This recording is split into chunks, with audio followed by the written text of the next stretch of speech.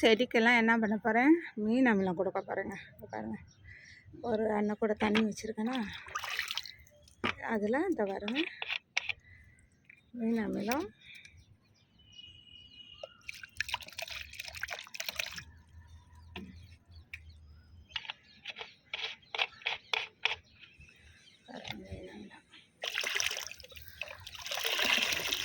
அதுவும் கலந்துட்டு இங்கே பாருங்கள் கம்போஸ்ட் தண்ணி இருக்குதுங்க, அதையும் கலக்க போகிறேன். வெள்ளை நாட்டு சர்க்கரை போட்டு வச்சுருக்கேன், கெட்டு போகாமல் புழு பிடிக்காமல். இது வச்சு 10-15 நாள் ஆச்சு. ஏதாச்சும் ஒரு புழு எது இருக்கா பார்த்தீங்களா? எதுவும் இந்த மாதிரி சத்தான தண்ணிங்க. அப்பப்போ நீர் உரம் கொடுக்கணும், தடை உரமும் கொடுக்கணும், நீர் உரமும் கொடுக்கணும்.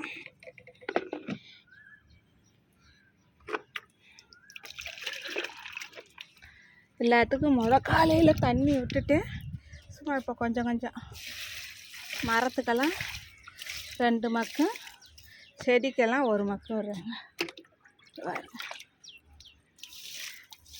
இது ரோஸ்மேரி, இது மஞ்சள், இது கேசவர்த்தினி,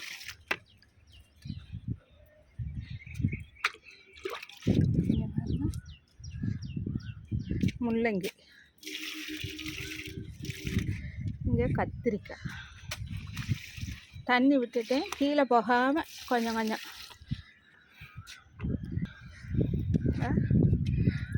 ஸ்டார் ஃப்ரூட்டுக்கு இப்போ காய் இறங்கிக்கிட்டு இருக்கிறதுனால இதுக்கு யாழ்ப்பாணம் முருங்கைக்கு கீழே தண்ணி போகாமல் தண்ணி காலையில் விட்டுட்டேன். அதெல்லாம் வடிஞ்சதுக்கப்புறம் இதை கலந்து கொடுக்குறேங்க. கிண்டி விட்டு வச்சுருக்கேன், கலந்து எப்படி தாங்க வாரத்தில் ஒரு தடவை இந்த மாதிரி ஏதாச்சும் ஒரு ஃபெர்டிலைசர் கொடுத்துடணும். பாருங்க, இதில் பிஞ்சு பூ வந்த வனத்துக்கு இருக்காங்க. சப்போட்டாவில் இன்னும் வரவே இல்லை. இந்த மாதிரி எல்லா செடிக்கும் இப்போ உரம், நீர் உரம் கொடுக்க போகிறேங்க.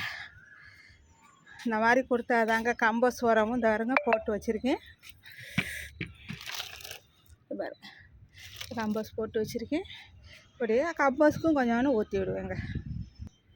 அப்பப்போ இந்த மீன் அமிலம் இதுகளை ஊற்றிவிட்டா இந்த கம்போஸ்ட் சீக்கிரம் ரெடி ஆகிடும், மக்கிடும்.